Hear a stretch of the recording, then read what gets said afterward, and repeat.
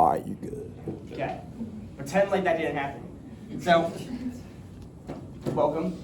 My name is Dane. I'm talking about Ming, China. So, some of y'all had history 419 with me last semester, and if you all remember, I taught a 45-minute lesson on Han China, which is over 1,000 years before this dynasty. If y'all liked it, good news, you get more. If you don't, this one's gonna be a lot shorter. So, but first of all, Ming China. Now, you all might be silly guilos, that means foreigners in Chinese. And y'all be thinking, there are so many of these darn dynasties in China, and I don't know none of them, why does this one matter? So this one right here, from mid-14th century to mid-17th century, the Ming, is important for a few reasons. One, it is the last actual Chinese-run dynasty in Chinese history. And two, it had a lot of cultural significance for what became modern China. But first of all, I want to ask about these cultural pieces. Do any of y'all know what the Forbidden City is of China? You know what it is? Yeah, it's the place where the emperor lived and commoners weren't allowed. Exactly. This was built during the Ming Dynasty, and they would last as the head for the emperor until the end of imperial China as we know it. Other thing, and this might be a little more of a stretch, but it's really, really significant in the East. Have any of y'all heard of a book called Journey to the West? You see hands. Okay. Okay, that's a couple. It's more than I thought. Written during Ming China. And we'll be getting back to that later. I should have a copy right here. But first of all, we're talking about the actual feats of the dynasty as it went through. So to begin, here's a map right here. The dynasty, like every other Chinese dynasty, or most of them, was relatively open. It wasn't like going across the whole world at first, but it was trading with foreign powers. It was interacting. It was having all these wars. But eventually, they decided that they didn't want to anymore. They wanted to close off. They wanted to be more isolationist. Now, they weren't fully isolationist like the Japanese were a few hundred years later, but they still pulled back on their borders.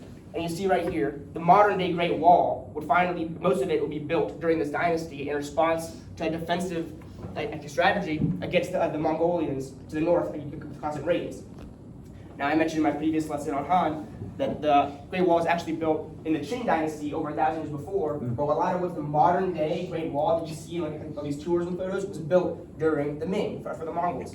But this is just only part of how they pulled back and tried to cut themselves off from the foreign cultures. Besides that, they also did a lot with the government controlling the average citizen and making the peasants have so little control over their daily lives and go so far away from their home. For example, they had a law that stated if you're a peasant, you can't even go 30 miles away from where you were born at all. This is not anything abnormal for Chinese history. Some people think that with the modern communist state China, that how they're so horrible to their people and they're so oppressive. They are. That's the thing for China. For all Chinese history, they've been doing this, and this is nothing new. They can see with laws like this. But this period of isolationism would not last the whole dynasty, and it would actually end around the midpoint and would open up more through the populace kind of being like, hey, we don't want to do this anymore. We want to go ahead and just do our own thing, and the government, if you don't want, you can arrest us, but we're going to do what we want. And the government was like, okay, fine. And they did, but the growth that China would see when they opened up more through these forced citizens forcing their way through the borders, will make it to where the government would look a blind eye and growth would spur up. Now, on the flip side of this, it also opened up partly because Europeans started finally making contact with China, like Portugal would establish a training base in Macau. But moving on, actually seeing the effects of this opening up on culture and the economy. When the Ming were isolated, they weren't in a bad state. But when they opened up, it could hold you can of worms. They had a massive economic boost to a point where it was almost a laissez-faire economy. So as I mentioned, the people were not following laws. The government was not allowing them to do all this stuff. The people were ignoring it. And because of that, if nobody is following the laws, then there's no laws really to follow. And so the economy was almost free. And that allowed it to have more foreign trade This was a time where the first iconic blue and white, like porcelain china, they're the really famous ones that are in like high class of Western society, would start being exported during the Ming when it started opening up. On top of that, the economy getting boosted resulted in increasingly modern culture to where there was a kind of consumer culture, kind of modern day United States to a lesser extent, and even an idea of fashion being brought up.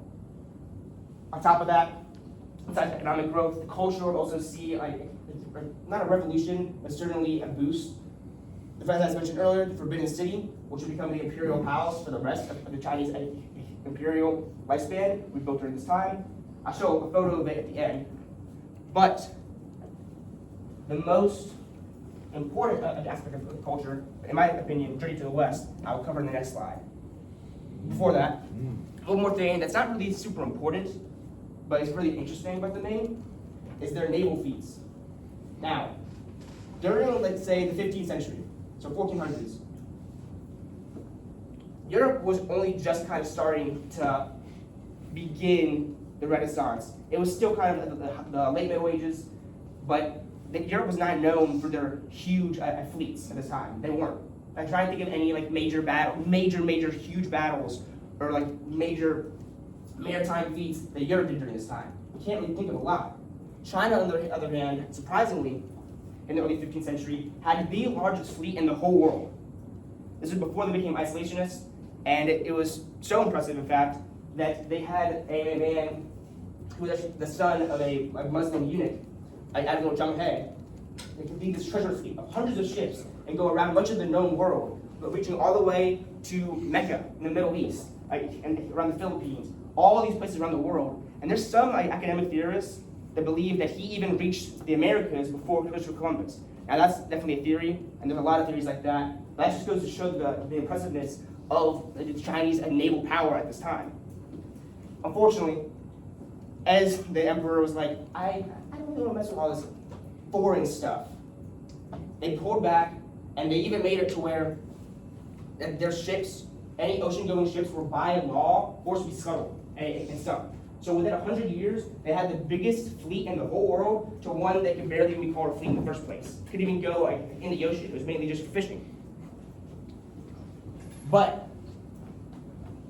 going back to what I was saying earlier about Journey to the West, honestly, this is the biggest reason that I wanted to teach this. Because I read this book last summer, and not only is it really good, this is my copy, there's a lot of translations, it's by Julia Lovell, but it is culturally so significant, I can't even put it into words to the East. A lot of people have not heard of it in America, but it has inspired so much famous culture, famous media that we in the West have heard of. Before I get into that, to give you a brief little rundown of what it's about. Journey to the West is an extremely influential work, 16th century, during the Ming, written by Wu Cheng'en, and it is based on a real story of a Tang Dynasty monk named Xuanzang, who went to India to get scriptures, Buddhist scriptures, and bring them back.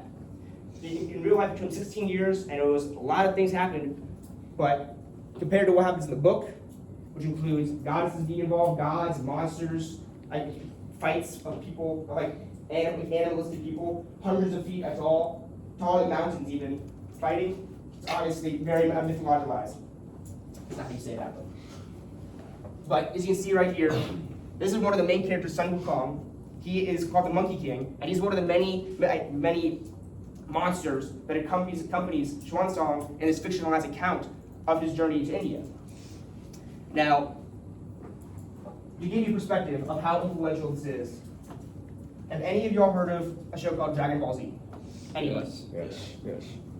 The main character is based off of him. Dragon Ball only exists because of this book. Direct inspiration. And if any of y'all haven't heard of it, that's fine, but it's it's also a very famous show in the modern day. And that's just one example of many things with culture and how it's permeated through Chinese society. Because this book is honestly the equivalent of the Odyssey for the Chinese. And it's much more neat, comparatively. But that's going to tie into the assessment we're going to be doing today. I'm going to have you all be reading a segment from the book in groups at your table. And I'll read some questions afterwards. Also, if y'all don't know what the Forbidden City looks like, here's a photo. Quite nice, I think.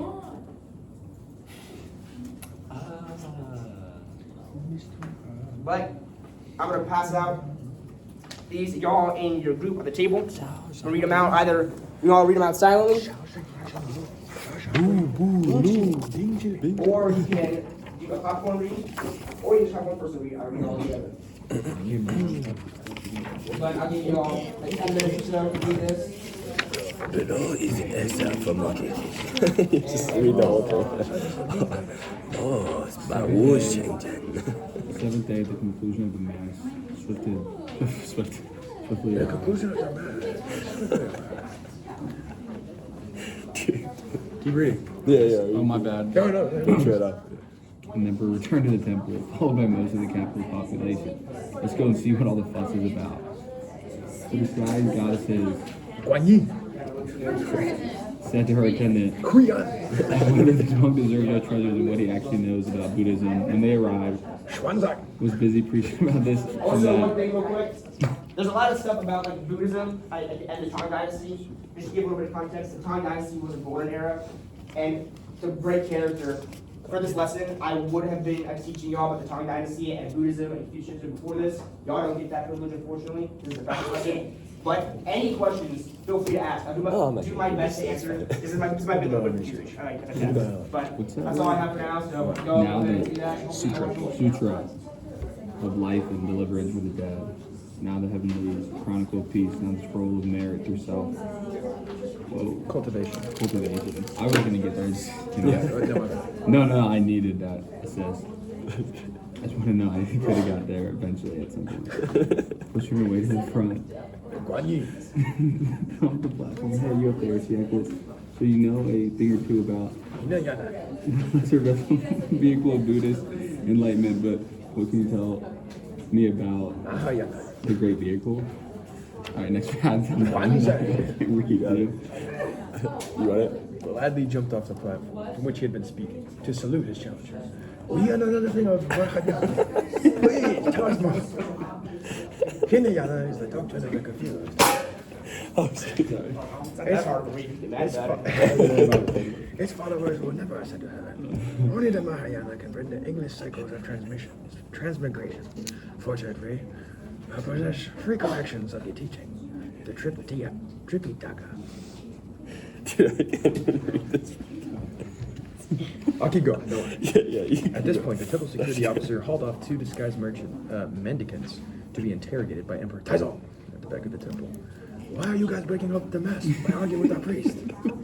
Your priest does not know the path to salvation. Guan Yi told him without bowing first.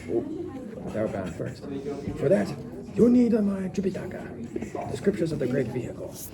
Oh, and where are they? The emperor asked eagerly to learn he was racist. No. It's just a Chinese accent. In a thundercloud monastery in India, the Western Heaven, the home of the Buddha, his teachings can unravel 100 differences and dispel unimagined calamities. Can you cite any of it from memory? Guan Yin and Hui Yan now rose up, took their actual forms and hovered beatifically above the cloud on auspicious clouds. Oh, how wonderful! Yes.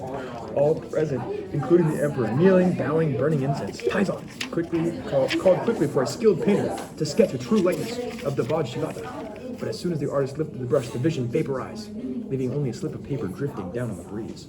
On it was written the following message. Greetings, Emperor of Tang.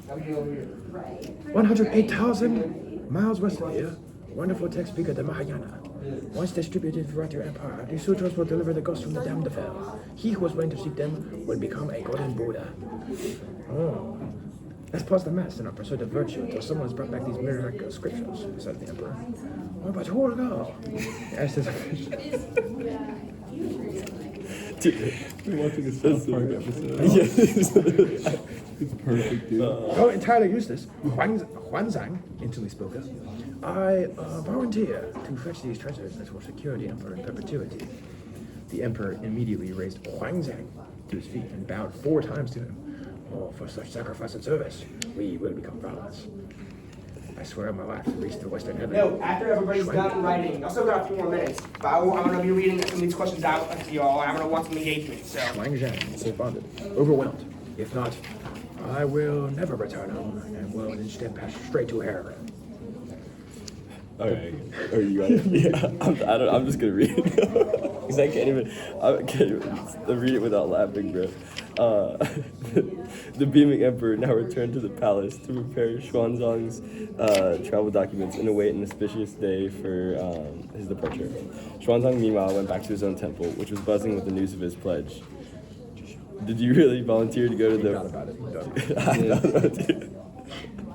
Maybe I'll work up to it. Did you really volunteer to go to the western heaven?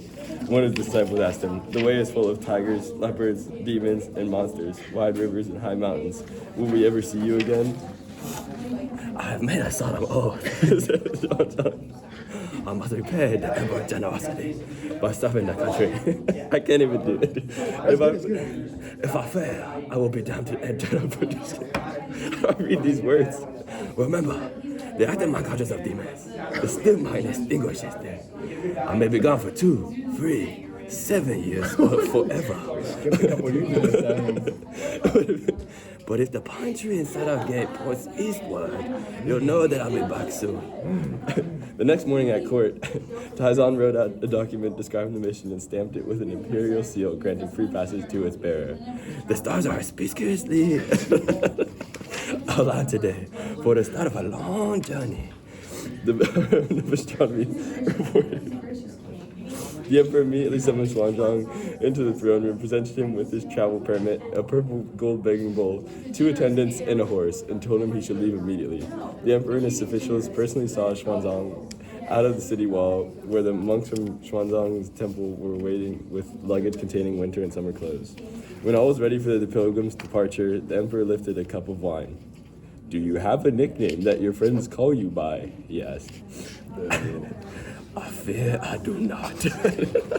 Apologize, Xuanzang. All right, you guys want to finish it off? It's all you. Okay. Well, Guan Yin calls the scriptures you a chipicaka. How about I call you that, one brother to another? The newly remained Tripitaka thanked the emperor, but was unwilling to drink the wine. For his religion dictated abstinence. "Well, make an exception today," the emperor insisted, "so that I can send you off properly." Tripitaka was about to drain the cup when Taizan gathered a pinch of earth from the ground and sprinkled it into the wine. He laughed at the confusion on Tripitaka's face. "And when will you return from unawares?" "In 3 years," Tripitaka predicted optimistically. "You have a long way to go," the emperor told him. "Cherish a pinch of dirt from your motherland above myriad ounces of foreign gold." Now, understanding the gesture, Tripitaka drank the wine and set out from the city gate. So good. That was beautiful. I was auspiciously good. The amount of time we had to say big words like that, bro. And Tripitaka. made it so much harder. Ambiguous. Yes. Answer each question by using context from the slideshow and the reading material from Turning to the Web. My dad just sent this to our family group chat. He's getting another tattoo. Yo, dang. He added up. Tight. What even is that, bro? I think his willingness to risk his life reflects his willingness to risk his life reflects the loyalty and duty. In what way does Emperor Taizong portrayed as an ideal ruler? Oh, at the end what did he do? He did something. He put a pinch of dirt so he would remember his homeland. Yeah. That's good. And he also immediately had the artist try to recreate when the gods revealed themselves in the beatific vision. Dude, I'm gonna be honest, I don't remember any of the story because I was just laughing all the time. He was on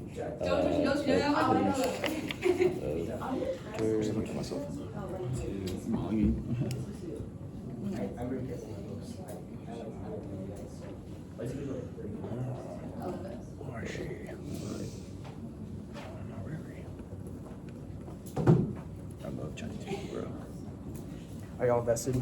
I am. Are y'all gonna go on Amazon and buy the book right now in bulk? Maybe. Dude, that was the They have like a Barnes & Netflix Noble copy, documentary right? about it. I'll watch it. I gotta get huh? They have like a Netflix documentary. I'll watch it. But They got like a million. They got like a million Chinese films on it and stuff. But you gotta see a Monkey Man. Tripitaka. Is that the main character? Yeah. Tripitaka. And that's Xuanzang, based on the real monk. Yeah. But even though he's the main character, Sun Wukong is He's that guy. Yeah, he's that guy. He's like Gojo. Yeah. He's Yeah. Really. That's so interesting though. Dragon Ball Z is based off of Yeah, like, Sun so- Wukong. It's so- just like the Saiyans. Like it's like you have the tail, the monkey Yeah, tail's the monkey based. tail. So the original, like the original Dragon Ball show, like Goku's like flying on like the cloud, the yellow cloud, like Nimbus. So Wukong, one of his main abilities is that he can jump on a cloud. Yeah, 100 Nimbus. Yeah, like exactly. And so, and then the journey goes on. So it's a direct inspiration. Dragon Ball Z actually would branch off, but the original Dragon Ball was based roughly off of this. Interesting. Oh, very interesting. China, Japan, different country. Oh, really? Irresistible. Oh, you Western America same. Dude, there was one line you said in here that I can't even, I don't even remember what it was. But the way you said it, like, you said it, you said it fast, it was perfect, bro. Your priest is not pastor salvation. That was so funny. I wrote praise. It was, like, you ever seen, oh shit. It's the one podcast of guys where it's like the chubby Asian guy and his friend who's like the red hair. Yeah. Those, literally, you sound like the red hair dude. His Asian accent is so good in that. I love, my favorite one is like, he said that one, and he's like, oh shoot, what's the Bobby Bob, and his grandpa's dying, he's like, oh, I'm a joking, and he's like, yeah dude, we're just joking around, like, what's wrong? He's like, you choking down a piece of kimchi. It's so funny. Oh, that's hilarious. All in love, of course. I love Asian people. My buddy down in Florida, he's Chinese, he speaks Mandarin like fluently. So I'll just send him random stuff. And every time I say like, Xiaoxing Hai Sheng Wu, and he's like, you're not even saying it right. That's so funny.